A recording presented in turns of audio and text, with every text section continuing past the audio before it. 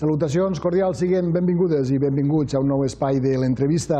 El Museu de les Terres de l'Ebre, a iniciativa de la Regidoria de Cultura i Memòria Històrica de l'Ajuntament d'Amposta, acull fins este divendres l'exposició internacional Rot Spanier, treballadors forçats espanyols durant la Segona Guerra Mundial, víctimes oblidades del nazisme, la qual ha estat realitzada en cooperació amb l'Associació de Descendientes de Republicanos Españoles en Francia, Ai Carmela, i la Fundació Alemanya Memòria, Responsabilitat i Futur. Per tal de parlar-ne d'aquesta exposició, però sobretot de qui eren els Rot Spanier, avui tenim als nostres platós el senyor Antonio Muñoz Sánchez, a qui donem la benvinguda. Senyor Muñoz, benvingut, moltes gràcies. Gràcies a vosaltres. Antonio Muñoz és historiador, investigador de l'Institut de Ciències Socials de la Universitat de Lisboa, és autor del llibre El amigo alemán, el SPD i el PSOE, de la dictadura a la democràcia, publicat l'any 2012.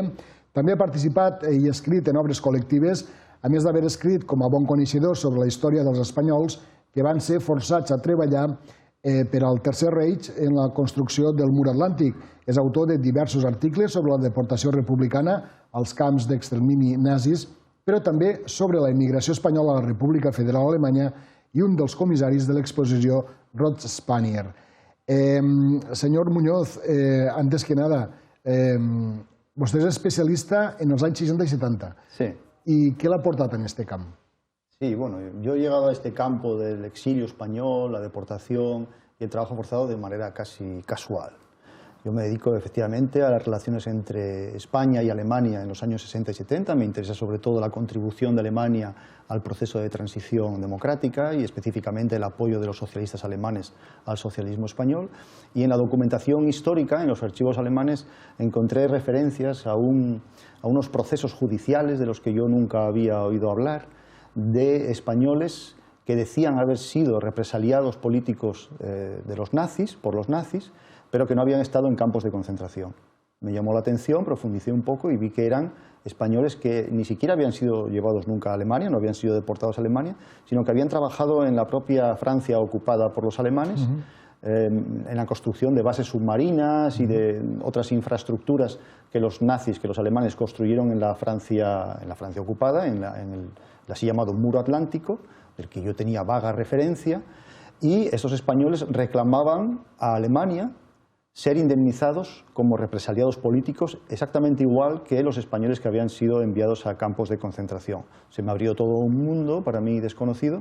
Estos propios procesos judiciales tenían un interés grande, histórico, y por ahí empecé, por reconstruir cómo había sido esta lucha judicial de varios miles de españoles que habían trabajado para los nazis para ser reconocidos como víctimas del nazismo, no por amor al arte, sino porque aspiraban a una indemnización que compensase la falta de libertad que habían tenido durante la Segunda Guerra Mundial y, en algunos casos, en muchos, las secuelas físicas y psíquicas que les habían quedado por haber sido, en fin, represaliados por los alemanes durante la Segunda Guerra Mundial. Y, como digo, se me abrió todo el mundo, entré en contacto con otros historiadores alemanes interesados en el trabajo forzado y, en concreto, con Peter Gaida, con el que monté ya un seminario hace unos años en Madrid. Vimos que había un gran potencial, ya que es un tema muy desconocido, y concebimos esta exposición que se presentó ya en el año 2019 en Burdeos, que fue uno de los lugares donde hubo mayor número de exiliados españoles forzados a trabajar para los alemanes, y desde entonces la exposición no ha dejado de girar por Europa.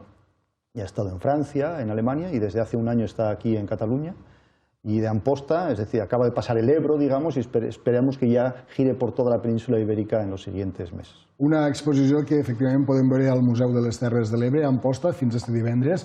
Per tant, aquells que encara no ho hagin fet tenen ocasió de poder-la veure. Senyor Muñoz, esta exposició del Museu de les Terres de l'Ebre, com vostè comentava, parla d'estos treballadors forçats del Tercer Reich. És curiós que sí que hi ha molta bibliografia i cada vegada, per sort, més documentació sobre els deportats republicans espanyols als camps d'extermini, però d'estos treballadors forçats, del Rot Spanier, no n'hi havia massa constància. És curiós. Sí, es curioso, pero se puede entender, digamos, si lo ponemos en contexto. De todas las desgracias que trajo la Segunda Guerra Mundial, pensemos que hubo más de 50 millones de muertos, hubo todo un pueblo que casi fue exterminado en el Holocausto, los judíos. El fenómeno del trabajo forzado, en comparación con todas estas desgracias, fue un fenómeno menor. Hubo muchos menos fallecidos y era una historia, digamos, que estaba tan presente que la gente tampoco se daba cuenta de ella. Era como un elefante en la habitación, está siempre allí, pero no te fijas en él. Hubo unos 20 millones de europeos que fueron forzados a trabajar para los alemanes durante la guerra, tanto en la propia Alemania como en los países ocupados.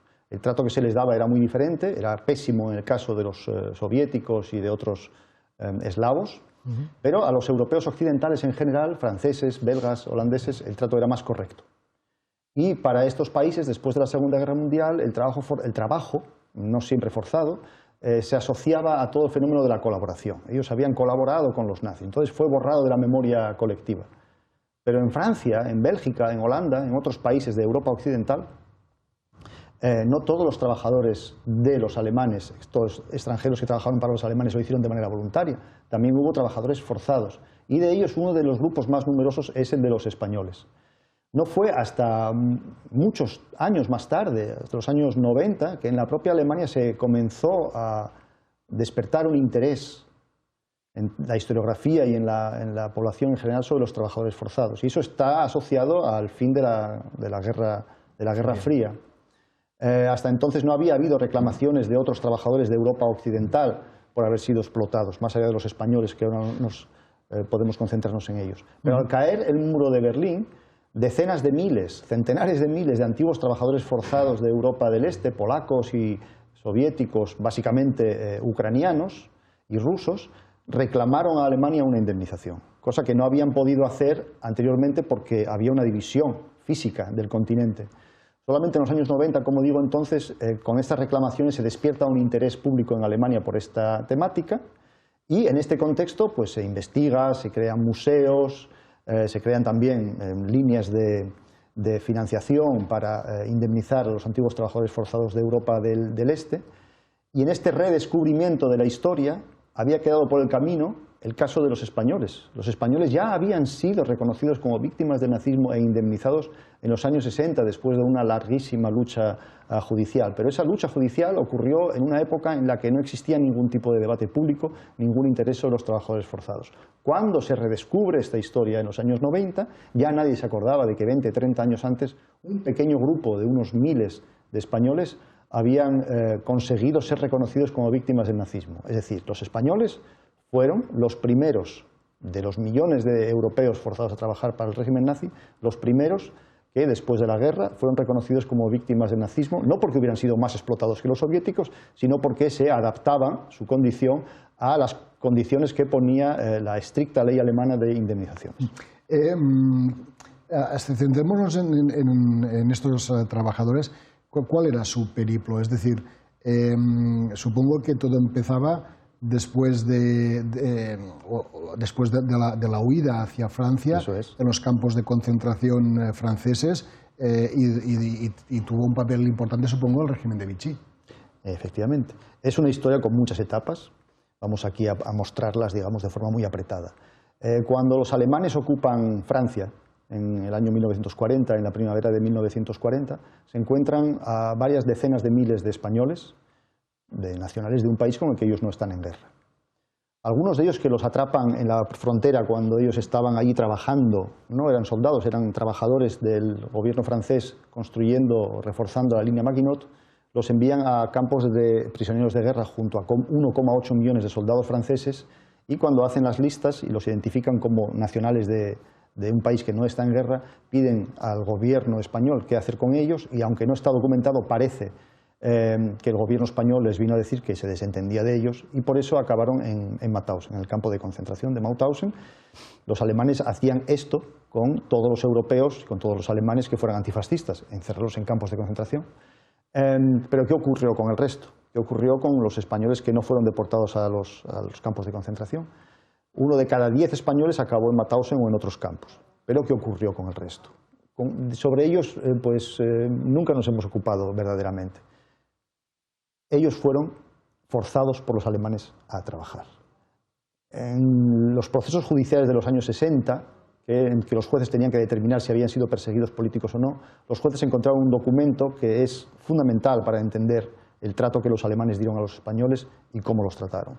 Reinhard Heydrich dice en el año 41 en una carta al ministro de Trabajo alemán que las condiciones del mercado de trabajo en Francia y en Alemania le ha llevado a no deportar a todos los rojos españoles, como debería haber sido según la legislación alemana, porque los necesitaban para ponerlos a trabajar en las obras del muro atlántico.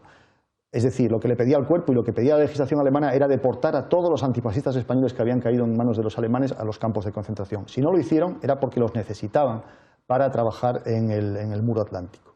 Algunos de ellos ya cayeron en manos de los alemanes en el propio año 40, cuando invaden Francia, pero como sabemos, Francia es dividida en dos y gran parte de los españoles, de momento, están bajo el régimen de Vichy, que los trata de manera un poco más digna, por así decir, que los alemanes, no los deportan. Pero Vichy también crea su propio sistema de trabajo forzado, los grupos de trabajadores extranjeros. A los que considera políticamente más peligrosos los envía directamente a campos de internamiento, como Le Vernet u otros, pero a la gran masa de españoles, unos 60.000, los pone a trabajar en los GTE y los envía sobre todo a trabajar en el ámbito forestal o en la construcción de estructuras como carreteras, infraestructuras como carreteras, sobre todo presas en los ríos del macizo central francés, y de ahí saldrán muchos resistentes. No es lo mismo resistir al ocupante en una llanura que en una montaña, en una zona montañosa. A partir del año 1941, cuando los alemanes deciden construir un muro, así llamado muro atlántico, que no es más que una línea de búnkers que han de proteger a Francia de una posible invasión aliada por Occidente, requiere mano de obra de forma masiva. Solicita a los franceses, a los belgas, a los holandeses que vayan a trabajar libremente. Muchos se enrolan libremente en la así llamada organización TOT, que es la organización que queda a cargo de la construcción de esta infraestructura gigantesca, que va desde la frontera con España en Hendaya hasta el Cabo Norte de Noruega. Gran parte de ellos, como digo, se enrolan libremente, pero no son suficientes. Entonces lo que hacen los alemanes es reclamar a Vichy que les envíen a todos los españoles que están trabajando en un sistema también de trabajo forzado. No era tan forzado porque los españoles sí podían marchar a España, pero claro, para ellos no era una alternativa volver a España y que los fusilaran, que los metieran en un campo de concentración. Entonces el mal menor era trabajar para Vichy, sin salario, 0,50 francos al día cobraban, era una prima, con eso no podían comprar ni el periódico. Pero era un mal menor ante los peligros más grandes que tenían, que era poder ser deportados a Alemania o ser enviados a España. Entonces se produce un masivo envío obligado, deportación, desde la zona del sur de Francia, desde el Midi, hacia la costa atlántica. Por lo tanto, estamos hablando de mano de obra esclava prácticamente y que en un periodo determinado sirve para sustentar en parte la economía del Tercer Reich. Efectivamente, los españoles, aproximadamente unos 30.000, 40.000 que son enviados al muro atlántico, pero también a otras zonas, pero fundamentalmente a la costa francesa, forman parte, como digo, de un fenómeno global de la Segunda Guerra Mundial, que es el del trabajo forzado. Los alemanes requerían, ya que la guerra se prolongaba tanto en el tiempo y cada vez movilizaban a más soldados, requerían trabajadores extranjeros para el sostenimiento de su economía. Al comienzo de la guerra en Alemania no hay prácticamente extranjeros. Al final de la guerra, 1 de cada 4 trabajadores son extranjeros. Gran parte de ellos son forzados, el 80%, y gran parte de ellos son de Europa del Este. En el oeste, como decía, el fenómeno del trabajo forzado es más marginal y los españoles son, digamos, una excepción. Y lo son porque eran antifascistas. Los reprimen, no enviándolos a campos de concentración, sino poniéndolos a trabajar en unas condiciones peores que a los belgas o que a los franceses. En la costa francesa, construyendo el muro atlántico y las bases submarinas, 5 bases submarinas entre Brest, en Bretaña, y Burdeos, los españoles viven en campos cerrados, vigilados, no tienen libertad de movimiento, cobran generalmente menos que otros trabajadores, algunos son sometidos a torturas o a malos tratos en general. Otros, sin embargo, viven en unas condiciones más dignas. Dependía mucho de la zona de Francia que te tocase, o las islas del Canal, esas 3 pequeñas islas que pertenecen a Gran Bretaña y que fueron el único territorio británico ocupado por los alemanes. Ahí las condiciones eran pésimas. Estaban en una zona donde el avituallamiento era difícil, donde se trabajaba rápidamente en la construcción de las infraestructuras porque se sabía que en algún momento se iba a producir el intento de invasión alemana, mientras que si te tocaba trabajar para los alemanes en la zona de Burdeos o más al sur, sabías que, lo vivías. No había tantos bombardeos, no había tanto peligro y el trato era más digno, digamos. De tal manera que no existe un criterio común de trato, de cómo debían ser tratados los españoles, sino que eran las propias circunstancias las que les llevaban a tratarlos, algunos mejor, a otros peor. Pero en general, y eso es lo que determinaron los jueces en los años 60, ellos habían sido tratados mucho peor que el resto de que los franceses, que los belgas, etc. Y la motivación de ello es que eran potencialmente peligrosos para el Reich, ya que eran gente que había combatido en una guerra, que eran antifascistas, que había incluso marchado de su país por motivos políticos y que tenían una conciencia clara de que ellos no debían trabajar para los nazis porque estaban trabajando entonces contra su propio interés, porque si contribuían con su mano de obra a que Alemania venciese la guerra, lo que estaban era contribuyendo también a que se consolidase el franquismo y ellos no pudiesen volver a su patria. Es decir, ellos, la gran masa de españoles, fueron forzados a contribuir con el enemigo, no combatiendo, sinó con su mano de obra. Pel que vostè m'explica, els treballs que van fer van ser diversos, però sí que, sobretot, se van centrar, pel que fa als espanyols, en la construcció d'aquest gran mur atlàntic, d'aquest gran mur, però crec que especialment en aquestes bases de submarins que vostè estava dient, ¿no? Sí. Bueno, todo esto es un tema todavía por investigar, estamos muy al principio y tenemos que entender que los españoles son un grupo bastante reducido dentro de la gran masa de trabajadores forzados. Reduït, però són 60.000. Bueno, son entre 30 y 35.000 los forzados. También tenemos algunos que se enrolan más o menos libremente, porque pensemos que los que estaban trabajando para Vichy no cobraban dinero y tenían algunos de ellos su familia en España y no podían enviarles dinero. Entonces deciden enrolarse libremente para ir a trabajar a Alemania o ir a trabajar libremente para la TOT en la costa atlántica. De modo que podemos ver en una misma obra, en Burdeos, por ejemplo, tres tipos de españoles, digamos. Españoles que ya vivían en Francia antes de la Guerra Civil y que se enrolan libremente. Tenemos españoles exiliados que libremente van a Burdeos a trabajar porque quieren ganar dinero para enviar a España. Y tenemos españoles que estaban en Vichy que son enviados contra su voluntad a trabajar. O sea, todo eso está por investigar, saber quién era forzado, quién no era forzado. Las fronteras a veces son fluidas también. Pero en general, los cálculos que tenemos son de entre 35.000 y 40.000 aquellos que contra su voluntad fueron llevados desde el interior de Francia a trabajar en la costa francesa, sobre todo, efectivamente, en la construcción de las bases submarinas. Las bases submarinas movilizaban a decenas de miles de trabajadores.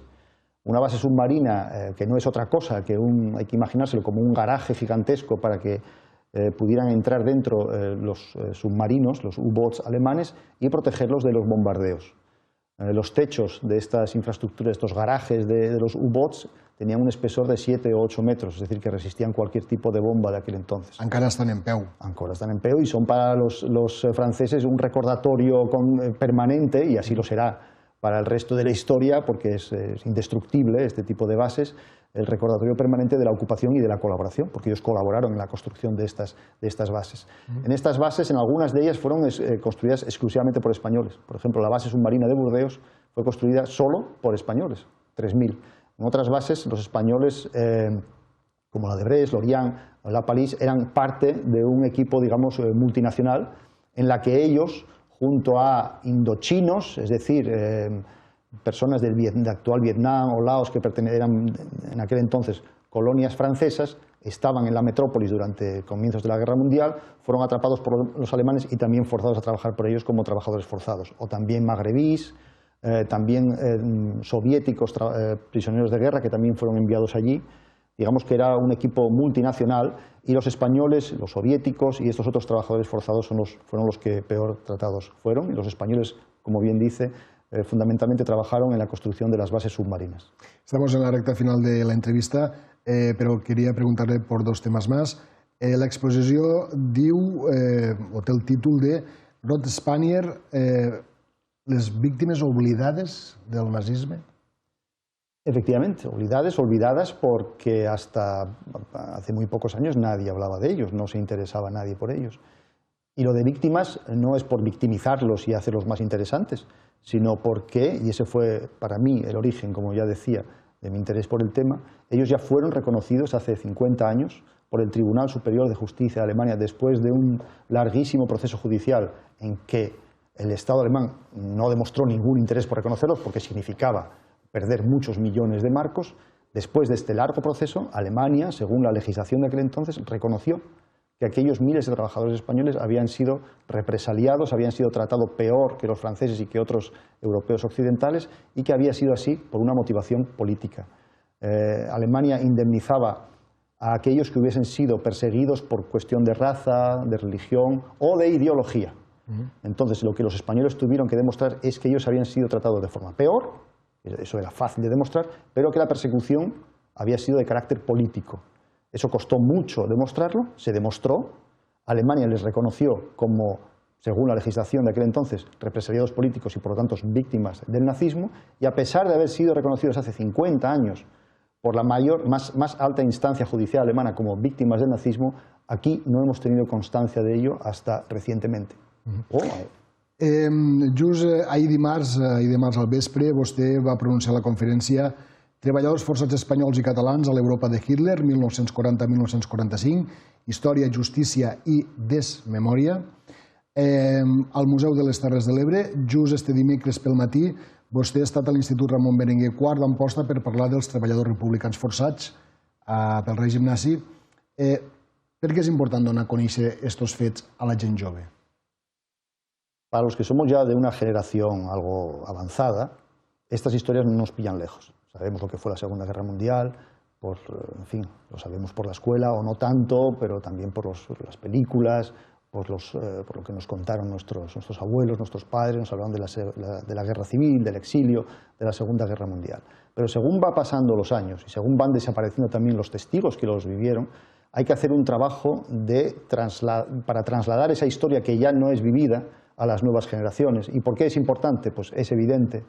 Las democracias son débiles, esto se decía hasta hace unos años como una especie de mantra, pero ahora vemos que es así, efectivamente. Lo que parecía increíble e imposible, que es el renacer del fascismo, se está produciendo en Europa. Y hay que mostrar a las nuevas generaciones que esto no es un juego, que el fascismo puede llevar a lo que ya ocurrió en Europa durante la Segunda Guerra Mundial, que fue el intento del exterminio de una parte de la población, de la marginación de otra, de acabar con países enteros. Esto no puede volver a ocurrir en Europa. Tenemos esta bella frase de que la nación o el pueblo que no conoce su historia está condenado a repetirla, aunque sabemos que no es así y lo que está ocurriendo en Ucrania es un hecho evidente. Al menos tenemos que intentarlo, tenemos que intentar que los ciudadanos tengan una conciencia democrática, tolerante, y la historia puede contribuir a educar a los ciudadanos en esta realidad, en que estamos viviendo en sociedades complejas, que hay que ser tolerante porque son las sociedades que existen y que la democràcia és un bien frágil que tenemos que protegir.